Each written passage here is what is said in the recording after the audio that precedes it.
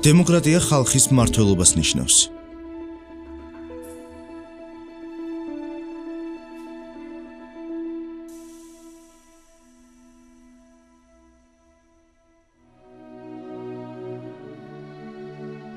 საქართველო, ევროპისა და აზიის გზაჯვარედინზე მდებარე ეს სახელმწიფო ბოლო წლებში თავისი განვითარების ტემპებით მსოფლიოს ყურადღების მუდმივ ცენტრშია.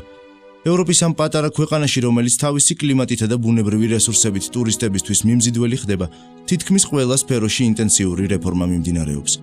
მიუხედავად ამისა, რიგითი მოქალაქეების ყოველდღიურ ცხოვრებაში პრობლემები საკმაოდ ბევრია.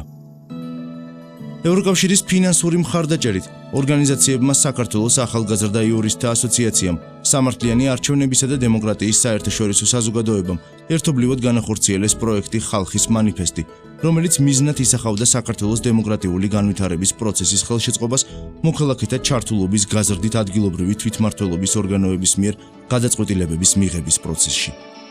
მასშტაბური პროექტი ქვეყნის 63 მუნიციპალიტეტსა და თვითმმართველ ქალაქში განხორციელდა, რომელშიც 904 სხვადასხვა პროფესიის მოქალაქემ მიიღო მონაწილეობა.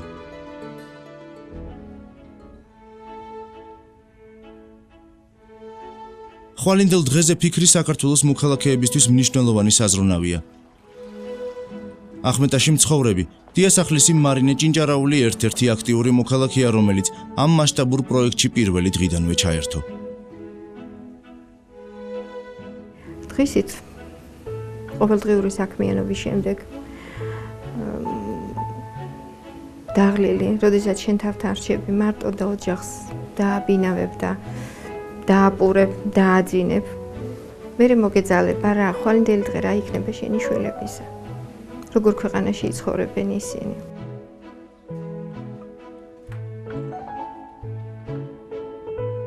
სწორედ აი ამ ფიქრმა მიმიყვანა მე ამ პროექტამდე და როდესაც გავეცანი მის არსს და მის პრინციპებს, უფრო მეტი ინტერესით შეუდექი ამ პროექტში მონაწილეობას.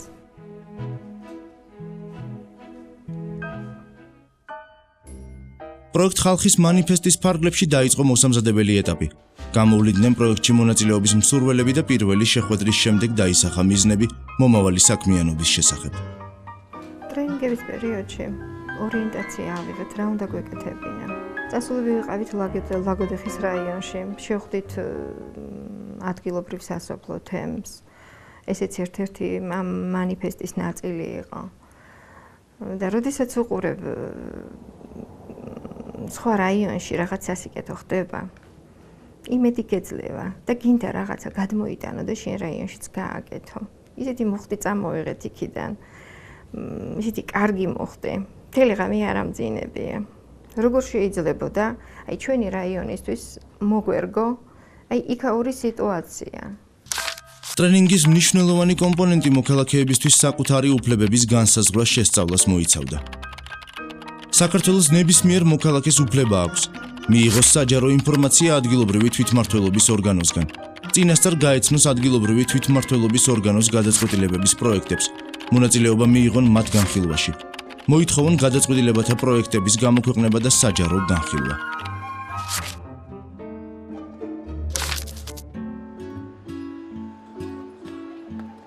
გაზეთ გურიის დროს ჟურნალისტს ოზურგეთში მცხოვრებ ეკატერინე მგელაძეს პროექტთან დაკავშირებით თავდაპირველად სკეპტიკური დამოკიდებულება ჰქონდა. ამასთან მისთვის როგორც მოქალაქისთვის საკუთარი უფლებების შესახებ არაფერი იყო ცნობილი. თავიდან მართალი გითხრათ პროექტისგან განსაკუთრებულს არაფერს ველოდი, იმიტომ რომ როგორც სხვაებს, როგორც ყველას მქონდა ინერტული დამოკიდებულება. არც ვიცოდი მქონდა თუ არა იმის უფლება რომ ჩამეხედა ბიუჯეტში, მაგრამ როგორც ტრენინგებიდან გავიგე, ამის უფლება აქვს ნებისმიერ მოქალაქეს, კანონიერი უფლება. ეკატერინე მგელაძისთვის ვითარება რადიკალურად სწორედ მაშინ შეიცვალა, როდესაც საკრებულოს მონიტორინგის საქმიანობაში საკუთარი უფლებების გამოყენებით აქტიურად ჩაერთო. როგორც ჟურნალისტისთვის ყველაზე საინტერესო ასპექტი საბიუჯეტო თანხების მიზნობრივი ხარჯვის კონტროლი გახდა. ჯერ ვირჩევთ სამიზნე ობიექტს, რომლის შესახებაც ვაპირებთ ინფორმაციის მოძიებას და მსჯელობთ, რატომ ვაპირებთ. ანუ თუ რომელიმე სტრუქტურას ბიუჯეტი წლის განმავლობაში გამოუყოფს რაღაც თანხას, გვაინტერესებს როგორ განკარგავს ეს ორგანიზაცია იმ თანხებს, რამდენად მიზნობრივად იხარჯება. შემდგომ თუ არ იქნება ეს ინფორმაცია ჩვენთვის დამაკმაყოფილებელი, ხელახლა ვითხოვთ ამ საჯარო ინფორმაციას. წერთ ამ პასუხისმგებელ პირებს, რომელთაც ევალებათ, რომ გააკონტროლონ ხარჯების მიზნობრივად განკარგვა და ასე შემდეგ.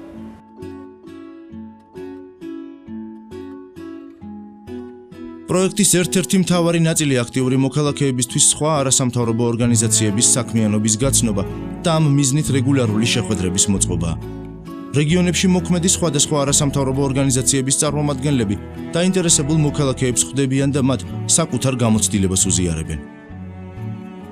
ჩვენ წარმოვადგენთ არასამთავრობო ორგანიზაციას ათინაც, რომელიც იყო მასპინძელი იმ აქტიური ახალგაზრდების, იმ აქტიური მოქალაქეების, რომლებიც დაინტერესებული არიან არასამთავრობო ორგანიზაციების არსით, მნიშვნელობით, მათი საქმიანობით, გვიხარია და მივესალმებით მათი ინტერესს, მათი ინიციატივას ჩვენს მიმართ და ჩვენ სიამოვნებით ვითანამშრომლებთ ნებისმიერ დროს, ნებისმიერ სიტუაციაში მათთან. დედოფლის წყაროელი მიხეილ ბიკაშვილის სახალხო მანიფესტის 904 მონაწილიდან ერთ-ერთია. მისი ყოველდღიური ცხოვრება პროექტში ჩართვის შემდეგ დღეს ოდნავ განსხვავებულია, რაც მისი აქტიური მოქალაქეობის შედეგია. დედოფლის წყაროს მუნიციპალიტეტის საკრებულოს მუშაობის რეგულარული მონიტორინგით, ასევე ერთობლივი შედეგიანი გადაწყვეტილებებით, პროექტის მონაწილეს საკრებულოს აპარატში იურიდიული განყოფილების მთავარი სპეციალისტის თანამდებობა შესთავაზეს. ასეთი აქტიურობა უნდა ვთქვათ, რომ არ დარჩენილა არც უშედეგო და არც შეუმჩნეველი და როგორც კი ახალი საკრებულო შედგა, მივიღე შემოთავაზება, რომ ეს ყველაფერი, რაც ამ დრომდე ხდებოდა სახალხო მანიფესტის პროგრამით და პროექტით, განვეხორციელებინა უშუალოდ ადგილზე, უშუალოდ სამუშაო პროცესში და მივიღე შემოთავაზება, რომ საკრებულოში დამეწყო მუშაობა.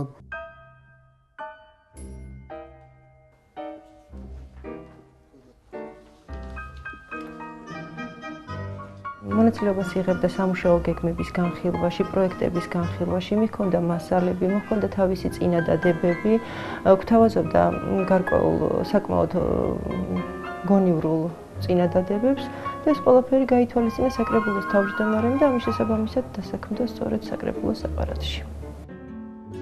საქართველოს თითოეული მოქალაქის აქტიურობა სახელმწიფო სწორად შენების, გადაწყვეტილების ერთობლივად მიღების პროცესში და საზოგადოების ინფორმირების თვალსაზრისით განსაკუთრებულად მნიშვნელოვანია. ამ მხრივ კი დემოკრატია, როგორც ხალხის მმართველობა, დღევანდელი საქართველოს მომავლისთვის მთავარ ღირებულებას წარმოადგენს. საზოგადოების აქტიურობას ყოველთვის მოაქვს სასიკეთო შედეგები, როგორც ჩვენი კონკრეტულად მუნიციპალიტეტებისათვის, ისევე საერთო ჯამში სახელმწიფოსათვის. ამიტომ მიმაჩნია, რომ საზოგადოების აქტიურობა და თითოეული მოქალაქის აქტიურობა საკმაოდ პოზიტიურად აისახება თითოეული ჩვენგანის ცხოვრებაზე. საქართველოს მასშტაბით პროექტ ხალხის მანიფესტის ფარგლებში მონიტორინგის განხორციელების პერიოდში განცხადებების, სარეკომენდაციო წერილებისა და საადვოკატო შეხვედრების შედეგად 53 შემთხვევაში ადგილობრივმა თვითმმართველობებმა გაითვალისწინეს და მოაგვარეს მოსახლეობის მიერ წარდგენილი პრობლემები. ხოლო 65 საკითხი ადგილობრივი თვითმმართველობების დაპირებით გათვალისწინებული იქნება უახლოეს მომავალში.